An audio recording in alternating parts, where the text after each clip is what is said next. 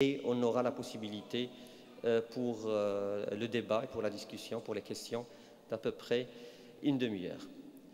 Pour ce qui concerne Cheikh Chakib Ben Bdira, je crois que la plupart des frères l'ont connu durant le Ramadan dernier. On a eu de la chance de l'avoir entre nous, de l'avoir eu entre nous pendant une semaine à peu près.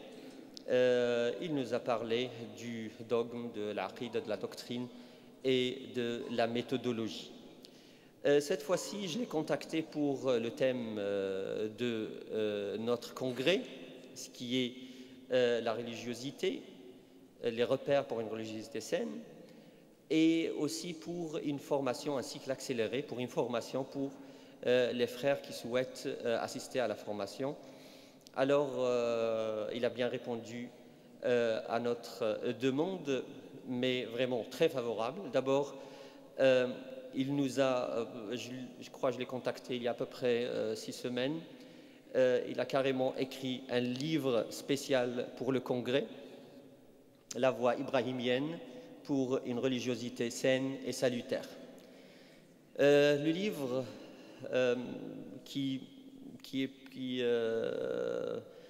je veux dire, il y a à peu près 80 pages qui parlent du thème de notre congrès. Le frère Kadhim Ben Bdira, qui est le fils de Cheikh Chakib Ben Bdira, a une table pour exposition de livres pour les frères qui veulent se le procurer seulement. Le nombre, il est très limité. Je crois on a juste une quarantaine, parce que les frères qui suivent la formation du matin ont réservé un bon nombre. Ils ont ramené juste 60 parce qu'ils sont venus par avion. Mais Inch'Allah, pour les frères qui souhaitent avoir les livres, ils peuvent le commander chez le frère. Il a une table derrière. Alors, Cheikh Chakib Ben Bdira, comme je l'ai présenté pendant le Ramadan, je le présenterai encore une fois. Cheikh Chakib Ben Bdira, c'est un savant Zaytouni.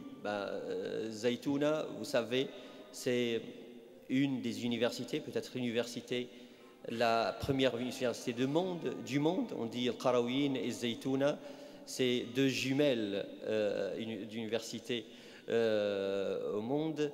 Mais Zaytouna a perdu son niveau de savoir qu'il a eu pendant des siècles et des siècles ces derniers temps. Seulement que Cheikh Chakib Ben Bdira a eu la chance d'avoir un père qui était un élève direct du grand savant al-Mujaddid, l'imam al-Tahir Ben Ashur. Alors il a eu cette formation directe de son père et il essaye maintenant de faire revivre cette école, l'école de Zaytouna, pour transmettre ce savoir de Tahir Ben Ashur, de cette école éminente qui est Zaytouna. Alors, et on a aussi la chance que Cheikh Chakib parle français. Il écrit aussi en français, avec un français excellent. Ça veut dire qu'on n'aura pas besoin, même pas de traduction. Mais j'aimerais quand même qu'il alterne un peu en arabe et en français pour que les frères qui ne maîtrisent pas le français aient la chance aussi de suivre avec nous cette conférence.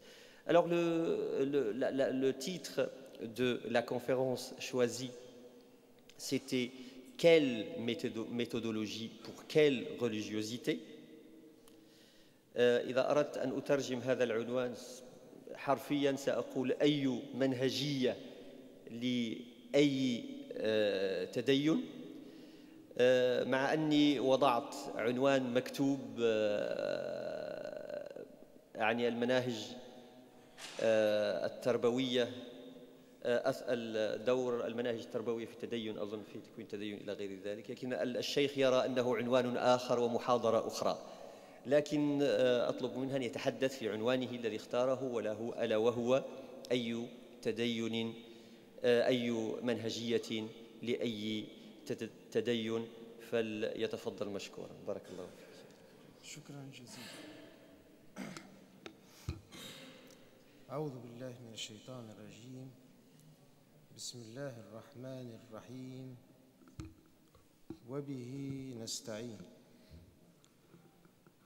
اللهم صل وسلم وبارك على سيدنا محمد وعلى آل سيدنا محمد كما صليت وسلمت وباركت على سيدنا إبراهيم وعلى آل سيدنا إبراهيم في العالمين إنك حميد مجيد.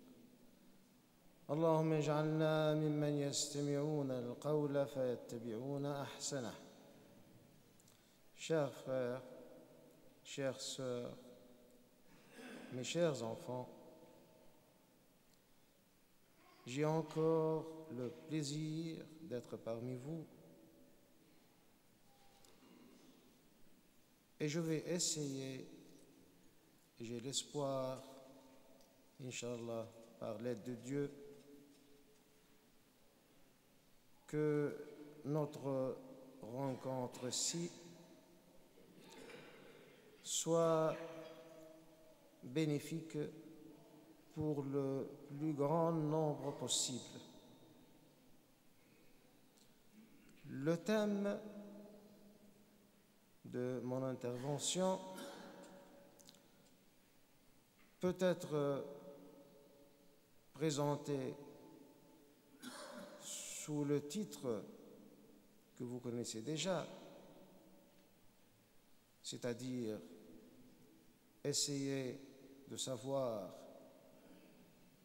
quelle méthodologie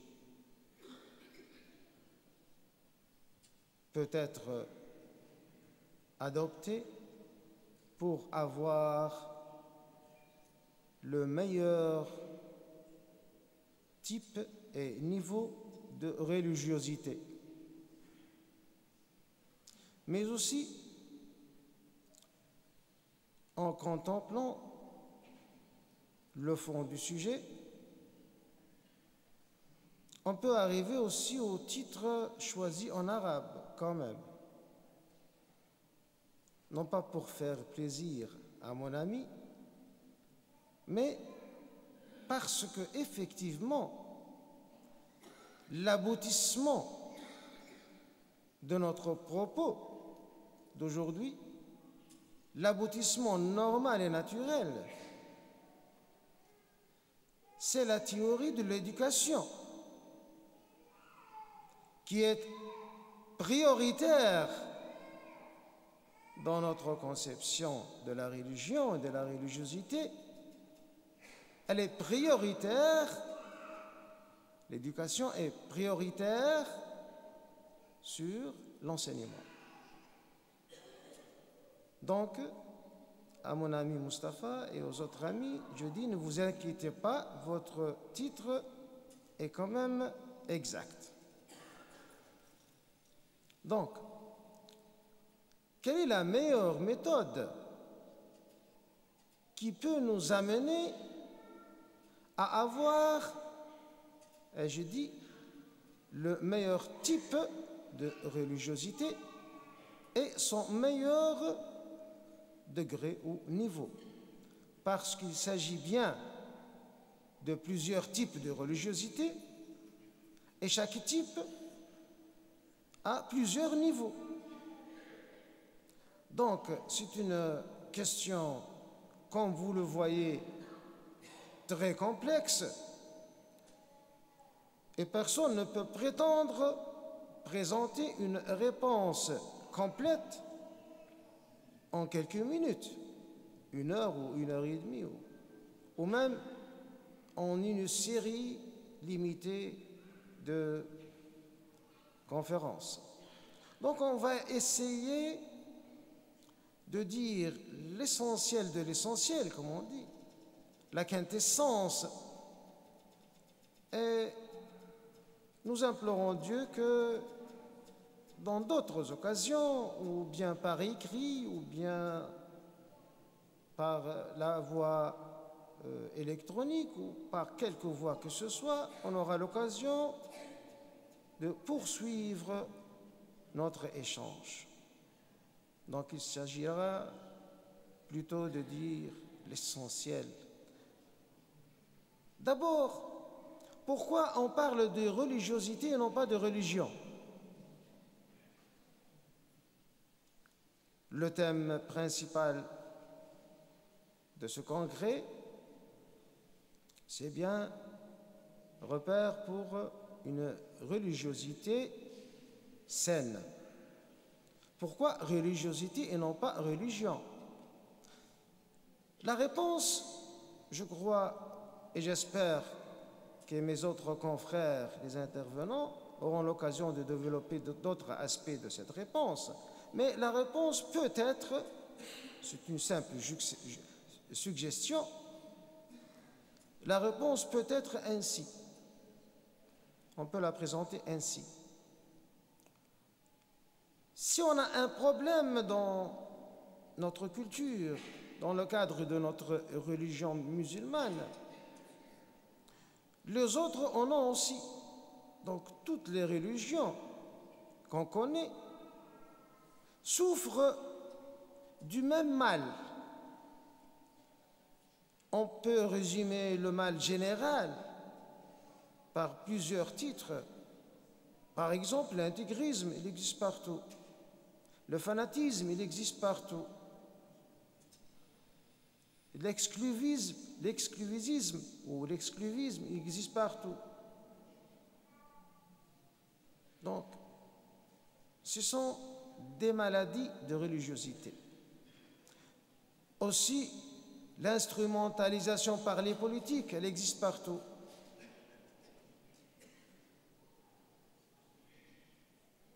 Donc, il s'agit de voir les sources du mal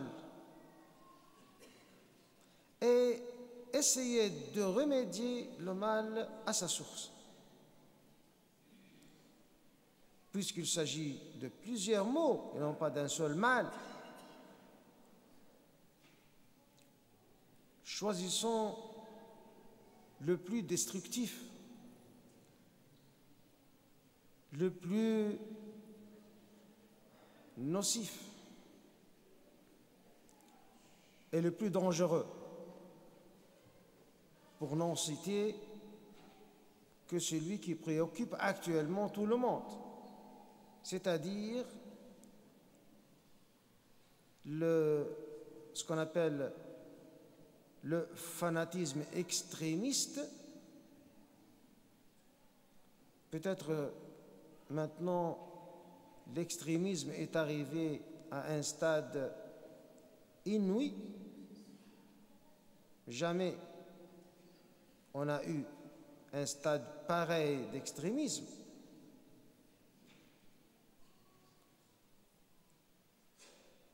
D'où vient ce mal? Et comment remédier à ce mal? C'est la question fondamentale. Maintenant, c'est la préoccupation, non pas seulement des théologues, mais des islamologues, mais aussi des hommes politiques, des sociologues. Chacun a sa recette, bien sûr, mais en ce qui nous concerne, nous, il faut penser à ce mal religieusement de l'intérieur et laissons les solutions qui viennent de l'extérieur du cercle religieux, laissons-les aux gens qui veulent intervenir de l'extérieur. On doit parler de ce qui nous concerne, nous, les gens qui prétendent être ou qui prétendent vouloir être religieux. Comment se prémunir contre ce mal, ce fléau? Et comment arriver à avoir une conception à l'opposition de ce qu'on a dit, une conception saine Donc, puisqu'elle est saine, salutaire pour la société et l'individu. En d'autres termes, comment avoir une solution qui assure, qui garantit à l'individu son équilibre psychosocial et qui garantit à la société toutes les chances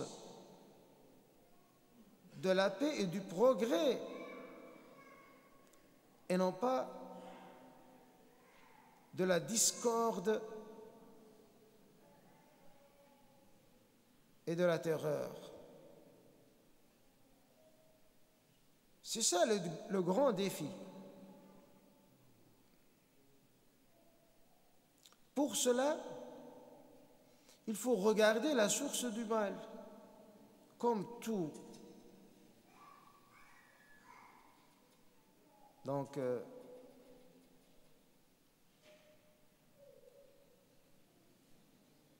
guérisseur, disons, je ne veux pas dire médecin, comme tout guérisseur ou quelqu'un qui veut donner des solutions à un problème de santé, de quelque sorte que ce soit, il faut qu'il découvre l'origine du mal. Alors, pour aller droit au but, la source du mal n'est pas ce qui est tous les jours répété dans les masses médias, l'instrumentalisation politique. Ça, c'est une conséquence. L'instrumentalisation politique est une conséquence. Comme mon enfant, un enfant de 25 ans, ou de 30 ans, ou de 20 ans parfois, choisit la voie de l'extrémisme et devient un type ou un individu antisocial et arrive même à constituer un danger pour sa famille et sa société. À ce moment-là, il est instrumentalisé. À ce moment-là, les opportunistes de tous bords peuvent intervenir et le récupérer parce qu'ils choisissent leur proie parmi les gens qui sont déjà gagnés par le mal. Donc, il ne faut pas regarder le phénomène à l'envers. L'instrumentalisation politique du phénomène existe bel et bien, et ce n'est pas notre propos maintenant d'en parler, mais la source du mal est ailleurs. La source du mal est dans une certaine conception de la religiosité et de la religion à la fois. Donc, une conception incorrecte de la religion de Dieu, plus une religiosité malsaine, je ne dis pas incorrecte, parce qu'une religiosité ne peut pas être correcte ou incorrecte. Elle est saine ou malsaine. Je vais expliquer pourquoi. Donc, ce couple va engendrer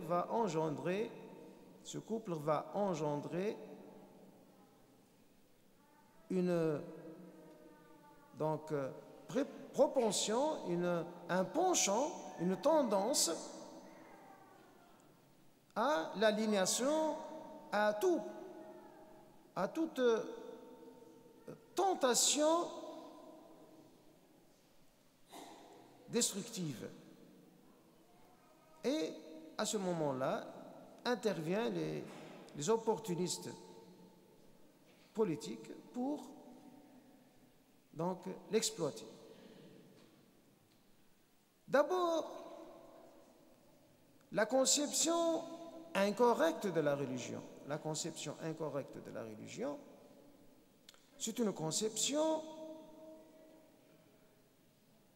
construite hors de la dimension temps.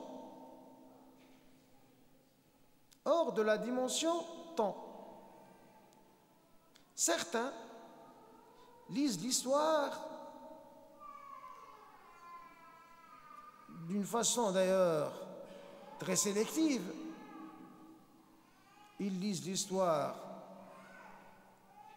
sous la pression de la passion et non pas sous l'éclairage de la raison.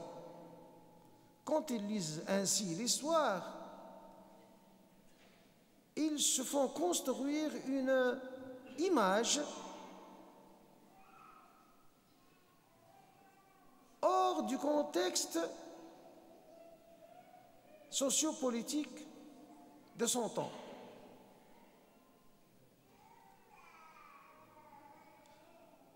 Moi, je veux maintenant, pour éclaircir un peu mon propos, je veux vous donner un exemple. Parce que le problème de la discorde n'est pas un problème d'aujourd'hui. Dans notre histoire, on a eu très tôt d'ailleurs la grande discorde qui s'appelle Al-Fitna al-Kubra, dans laquelle plusieurs apôtres des prophètes s'étaient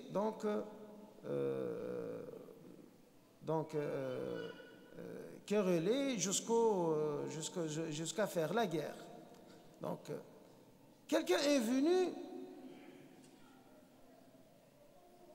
à l'imam Ali, alors que lui, il était le calife des musulmans, il lui dit: oh, calife du musulman, vraiment, toi, tu n'as rien fait du bon pour nous. Il lui a dit: pourquoi? Il lui a dit: regarde, avant toi, sous le commandement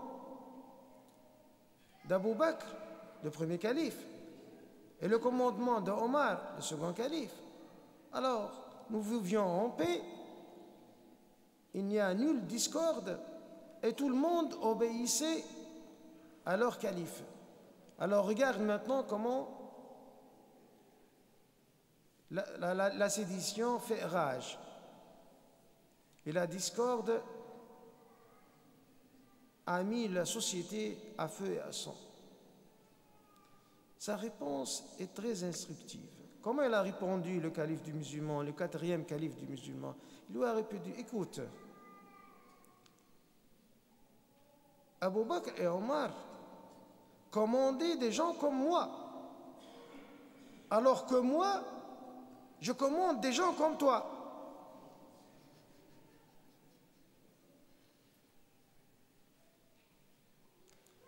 Qu'est-ce que ça veut dire, ça? Ça veut dire que ce sont tous des grands apôtres. Ce sont tous des gens qui ont été... le prophète, sallallahu alayhi wa sallam, leur a promis le paradis. Ces gens-là sont d'une classe supérieure aux autres musulmans.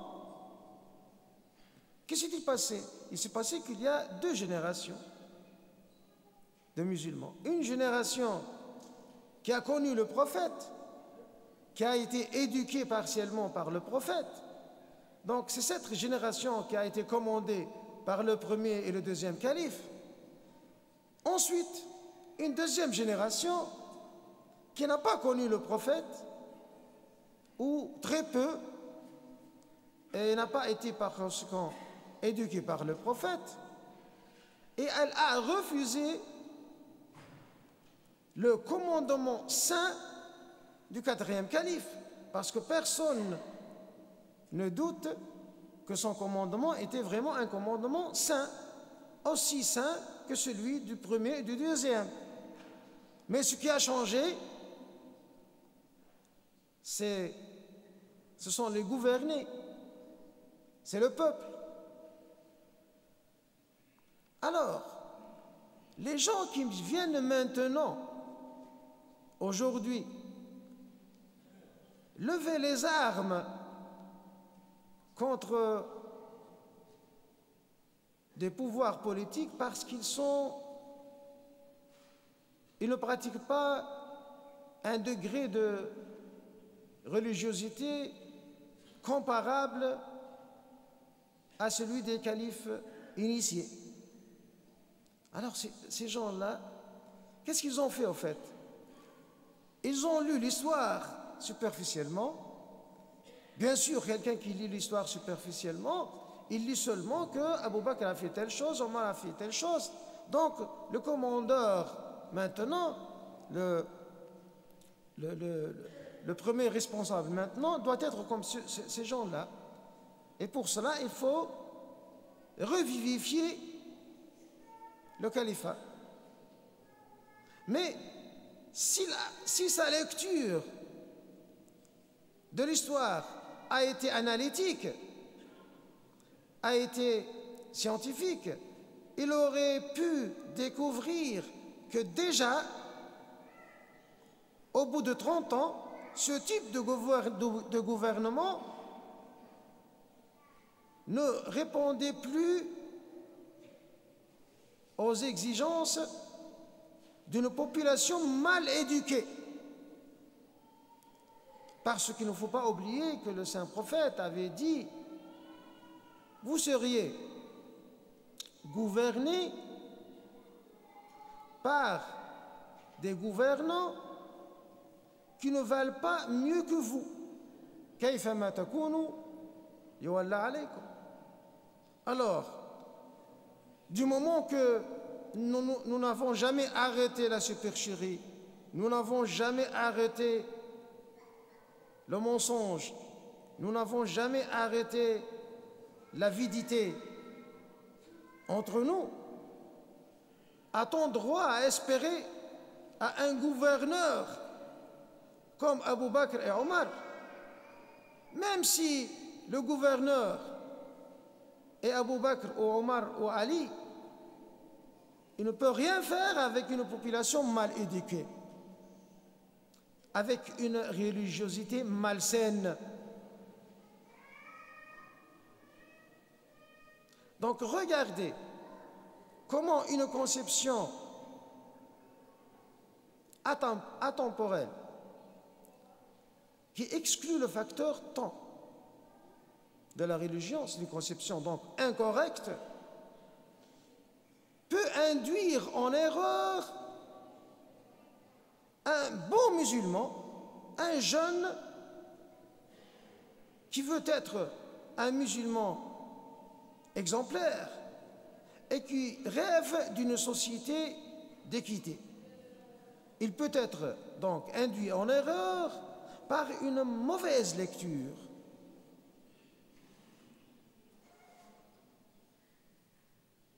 Alors, les gens qui lèvent les armes de nos jours au nom d'un pouvoir des initiés, ils doivent se poser la question: sommes-nous, nous les individus, nous les sociétés, sommes-nous en mesure de supporter un tel pouvoir? Ou alors serions-nous des rebelles comme ils l'ont été à l'époque du 4e calife? Parce que les gens avaient refusé son programme qui était le même que les 2 premiers, basé sur l'équité et la justice.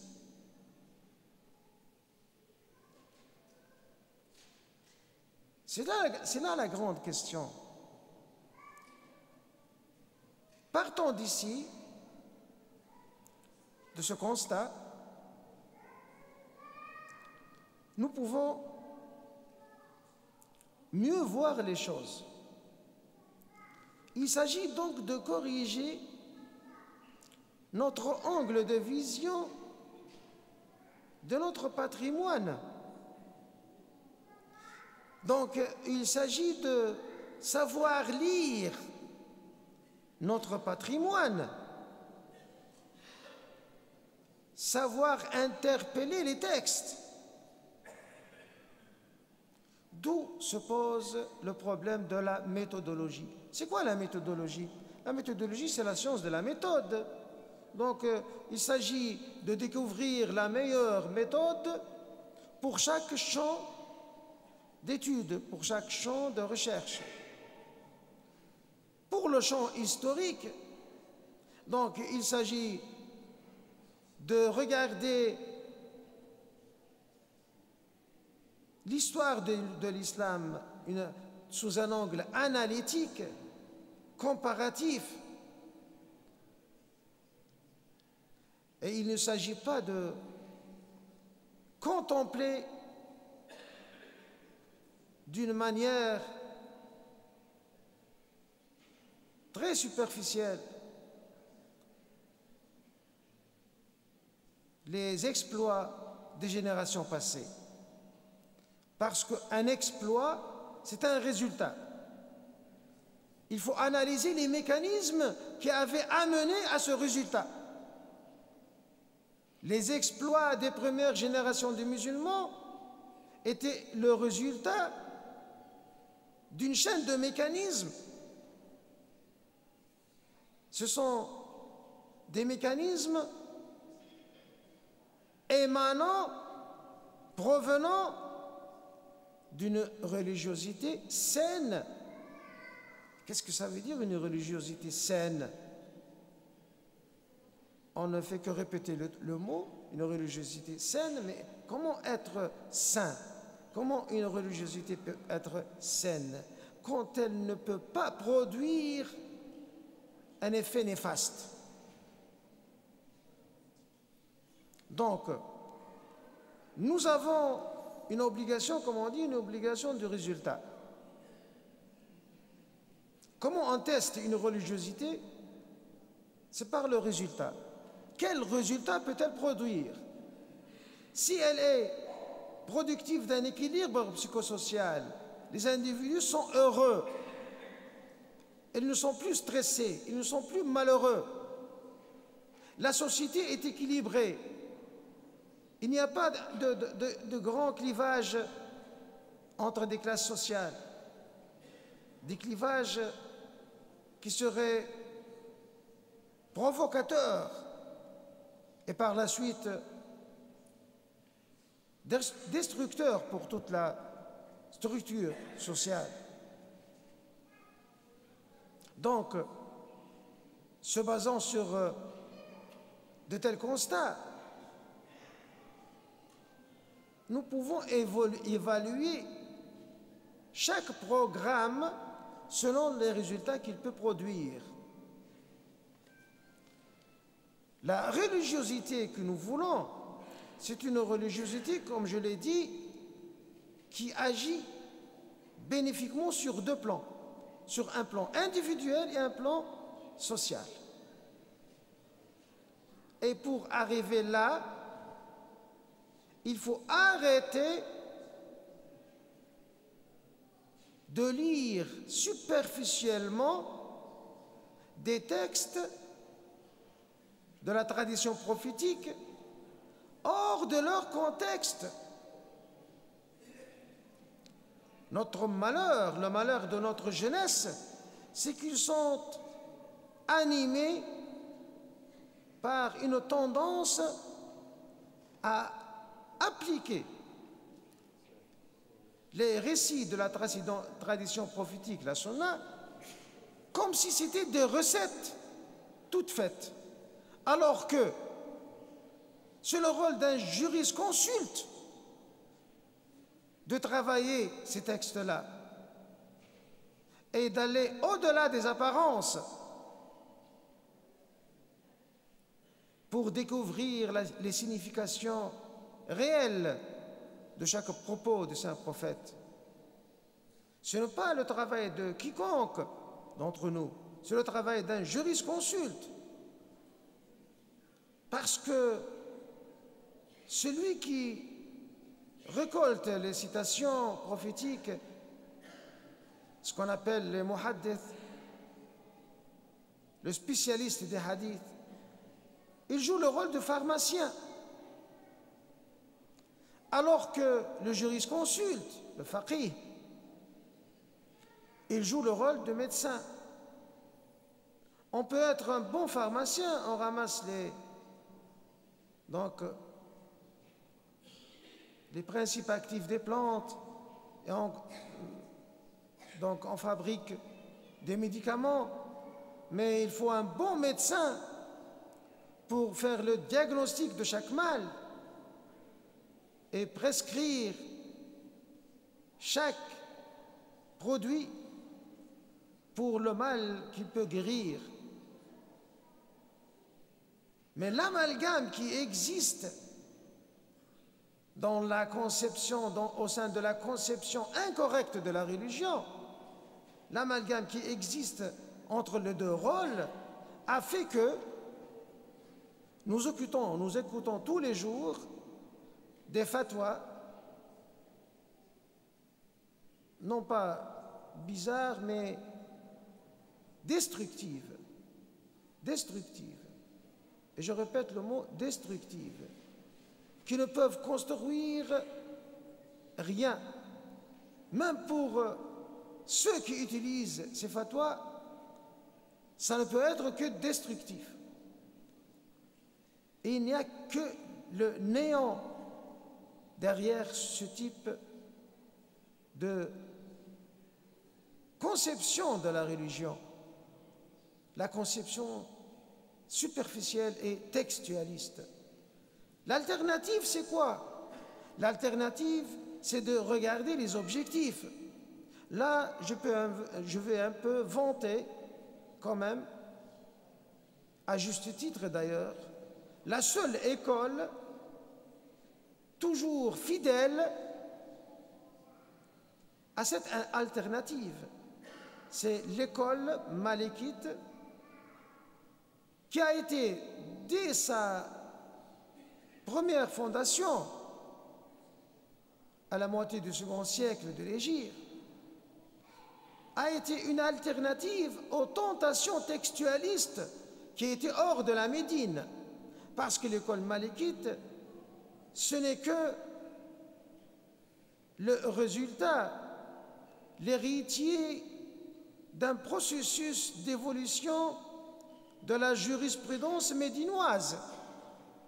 Donc, l'imam Malik a eu le mérite de vivre à la Médine et de recevoir tout l'héritage médinois. Cet héritage, sur le plan méthodologique, se résume en la méthode des objectifs. Manhaj al-Maqasid.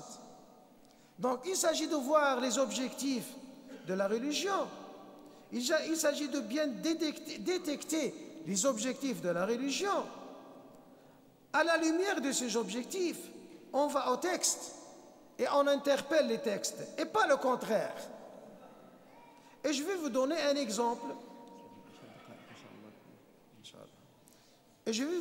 exemple. Comment l'école malékite travaille les textes. Bon, les commerçants peut-être ont une idée sur ce qu'on appelle le droit de résiliation. Khiyar al-fasakh. Le droit de résiliation d'un contrat. Quand j'achète quelque chose, tant que je n'ai pas quitté le vendeur, j'ai le droit de résilier le contrat. Mais une fois j'ai quitté le vendeur, ce droit n'existe plus. Cette règle fondamentale est basée sur un célèbre hadith qui dit Al-bay'ani bil-khiyar ma lam yaftariqa. Bien sûr, il y a une autre version ma lam yatafarraqa. C'est-à-dire, les deux parties, vendeur et acheteur, peuvent résilier leur contrat tant qu'ils ne se sont pas séparés. C'est ça le hadith. La majorité des musulmans, à l'exception des Médinois et de l'imam Malik, ont interprété ce hadith-là. Si quelqu'un reste par exemple à la boutique une journée, il achète un truc le matin, il reste une journée à la boutique, à la fin de la journée, il quitte la boutique, il peut résilier le contrat. Pourquoi? Parce qu'ils veulent appliquer textuellement le hadith.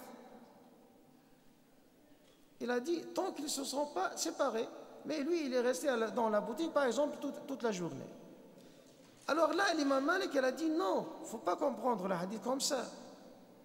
Parce que nous savons que l'objectif du législateur, le saint législateur, le législateur qui ne se trompe pas, son objectif n'a été jamais de causer du tort à l'un des deux parties.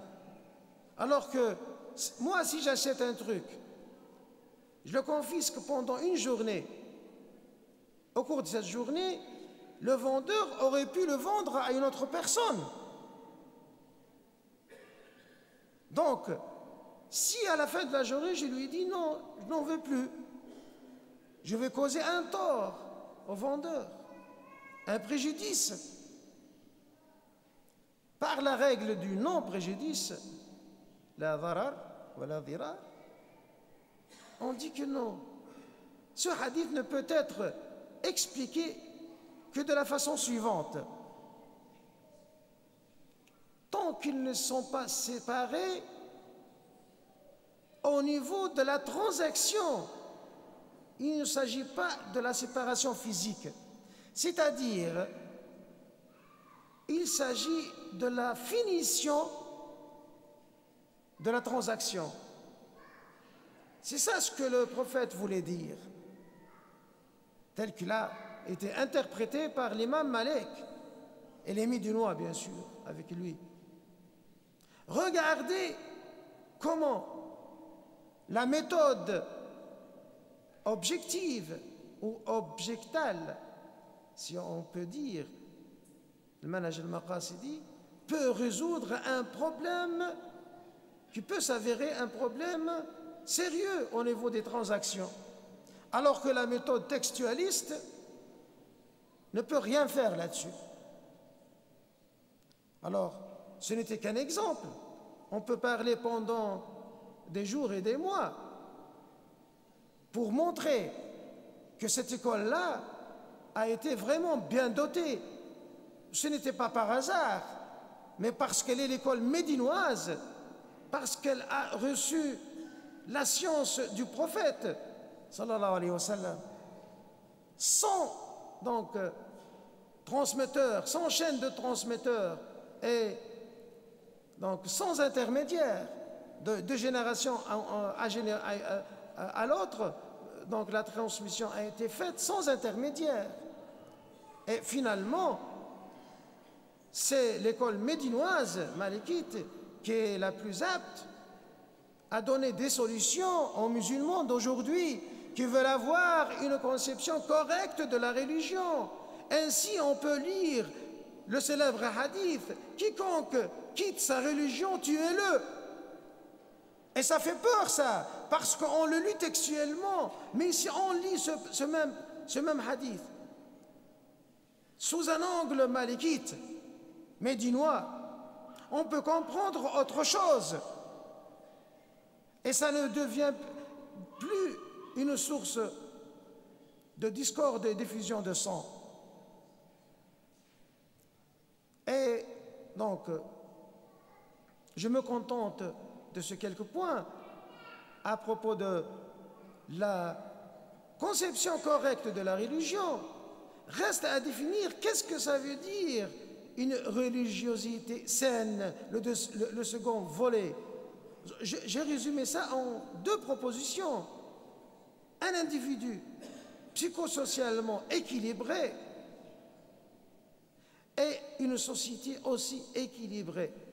Comment arriver là? Il faut partir par là où le prophète Ibrahim, alayhi salam, est parti. Il a été à un instant, je ne vais pas m'attarder Vous pouvez lire le petit bouquin que j'ai apporté. Je compte sur lui pour terminer mon propos. Donc, il est parti tout seul à la conquête de la vérité. Il était un petit garçon. C'était un adolescent quand il a fait son grand périple. Il était parti tout seul. Il a su que son peuple était complètement égaré. Et il leur a dit, je vais partir pour mon Seigneur. C'est lui qui va m'orienter. Inni dhahibun ila rabbi sayahdin. Je veux partir chez mon Seigneur. Il va m'orienter. Mais comment? Vous allez me dire, comment? Nous aussi, on veut être bien orientés par le Seigneur. La réponse aussi est coranique. Pour ça, pour espérer à ça, il faut avoir un cœur saint. إذا جاء ربه بقلب سليم. Il est venu chez son Seigneur avec quel capital?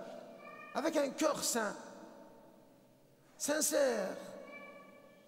Rien d'autre que l'amour de la vérité. Rien d'autre que l'amour de la justice, que le désintéressement du profit personnel. Donc la priorité, c'est pour l'éducation de notre âme, pour la faire passer d'un stade où elle veut nous faire reculer vers l'arrière. Nafsun mu'iqa, c'est une âme obstacle. On doit quitter cet état vers un autre état où notre âme peut nous faire pousser en avant. Elle devient nafsun mu'ina, une âme qui nous fait avancer, qui nous aide. Comment se fait ce passage-là? Il se fait uniquement par le repentir. Donc, إنما أعظكم بواحدة أن تقوموا لله. Je vous exhorte seulement par une proposition. Il faut que vous vous dressiez pour l'amour de Dieu. Dressez-vous pour l'amour de Dieu et regardez votre avenir en sollicitant l'aide de Dieu pour franchir ce cap, pour franchir cet obstacle qui est notre âme et non pas quelque chose d'autre. Cette âme-là, donc le Saint-Coran nous a prévenus.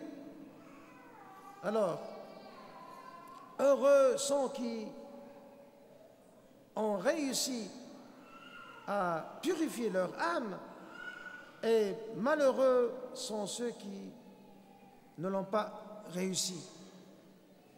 Nous invoquons Dieu, le Seigneur Tout-Puissant, pour qu'il nous vienne en aide pour réussir ce grand pas, ce pas salutaire pour avoir ce cœur saint.